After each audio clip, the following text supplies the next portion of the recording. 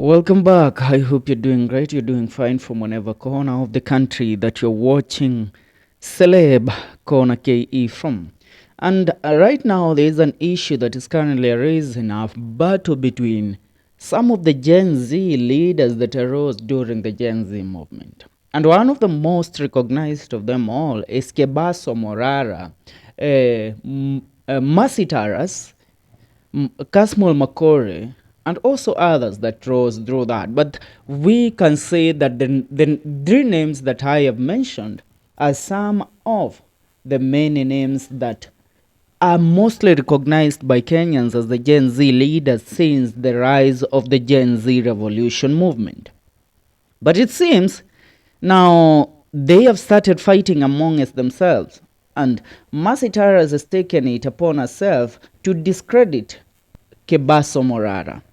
And she has exposed Kebaso Morara as a man that does not have what it takes to become a Gen Z representative, because he has taken it further by becoming a political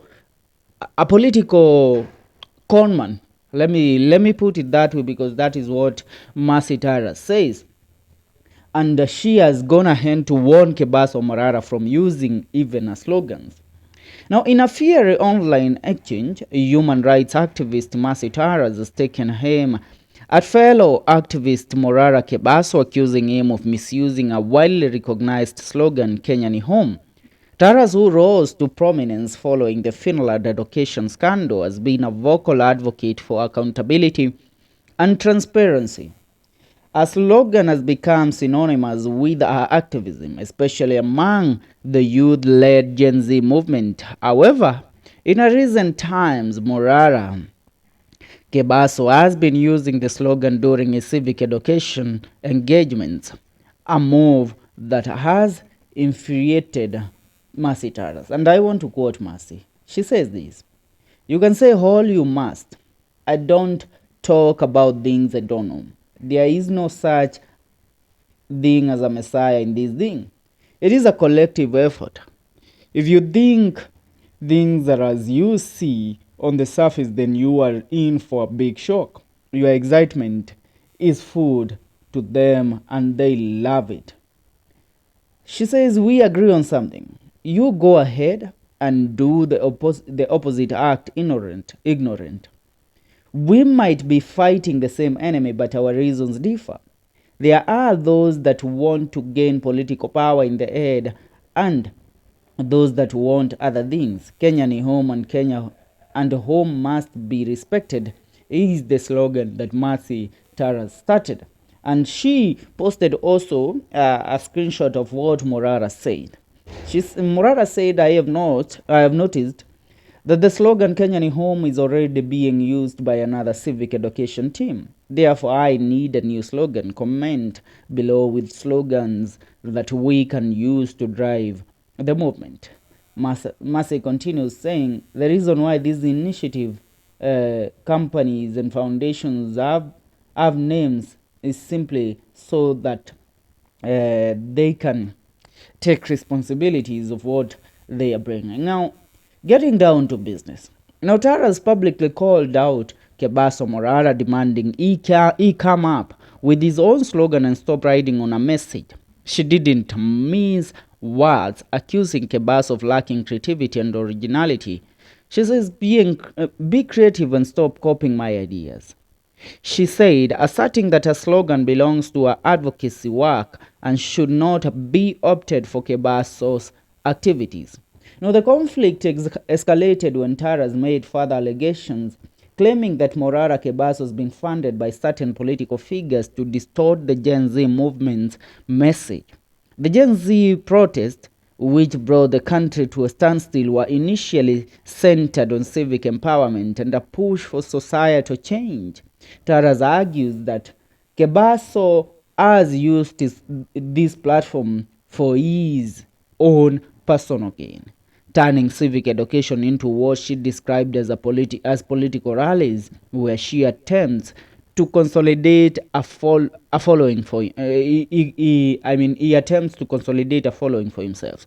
Now, let me get down to describing this. And I also think Marcy has something to say. You know, most of the time when we, let me speak the truth. Kebaso Morara is turning out to be your typical politician. Is turning out to be your typical Ruto in this saga.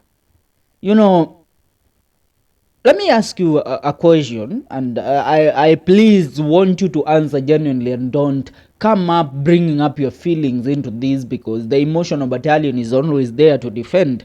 But we are all Gen Zs, and we all advocated for the same thing. And Marcy Tarus was in the front line of the battle since back in the day, even before the Gen Z movement came up. So she has a reason to question what Kebaso Morara is doing. Let me ask you, a lot of Gen Zs and activists have been arrested. Most of them have disappeared. People like Kasmol Makore, we have seen them being chased up and down in the streets of Nairobi. People like Marcy Tarus, we have seen them in the streets of Nairobi. When during the Gen Z movement we were on the streets. What brought Kebaso Morara to the limelight is him just standing on his TX Prado and imitating President William Ruto. And then from there, he continued to start and visit sites where Ruto had launched he had launched certain projects, and Kebaso went ahead to prove that Ruto was lying to the people of the Republic of Kenya, and that there were no projects that Ruto had launched. He was just trying to sell his political mileage. But let me ask you, how comes Kebaso Morara hasn't been arrested or even been arrested by the DCI nor the NIS, as we have seen other activists being arrested? When we speak about people that have really undergone the torturing and they have been arrested, for our movement and for the Gen Z movement, we can say people like Boniface Mwangi have gone through it, reaching even to a point where they thought that they have even to exit the world because of what they have seen. Boni, since the Gen Z, he confessed that he has been arrested 3 times. Kebaso Morara, Kasmol Makore was even kidnapped during the protest. Marcy Tarus was on the front line among those that were protesting. Where did you see Kebaso Morara in the front line during the Gen Z maandamano?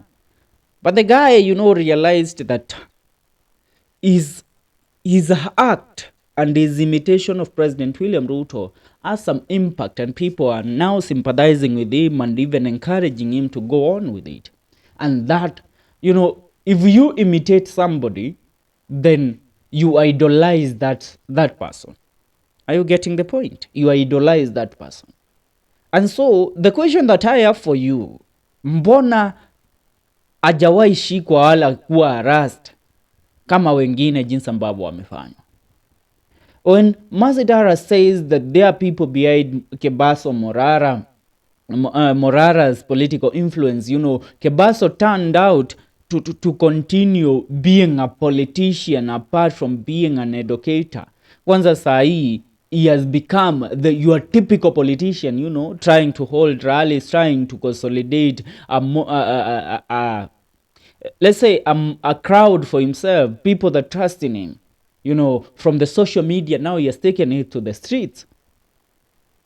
And he has started visiting areas in different parts of the country, including he was in Isiolo, he was in Murang'a. Yeah, and he makes stands.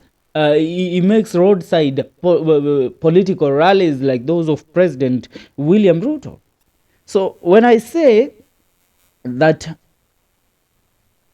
Marcy Tarus has something to say, then we must listen to her, because she has something, and we really need to take into consideration what she says. Now, adding to the drama, Tarus revealed that Kebaso often reaches out to her privately, consulting her on various matters, yet, according to her, it takes these ideas and presents them as his own in public, portraying himself as the mastermind behind movements and strategies. He's always in my DMs and phone logs seeking advice. Tarus said, labeling Kebaso as a clueless figure who lacks a true understanding of the issues he claims to champion. The slogan Kenyan Home has long been a rallying cry for Marcy Tarus, activism symbolizing a sense of nationality and ownership. Now, I want to read these out clearly so that you will understand what Marcy has to say.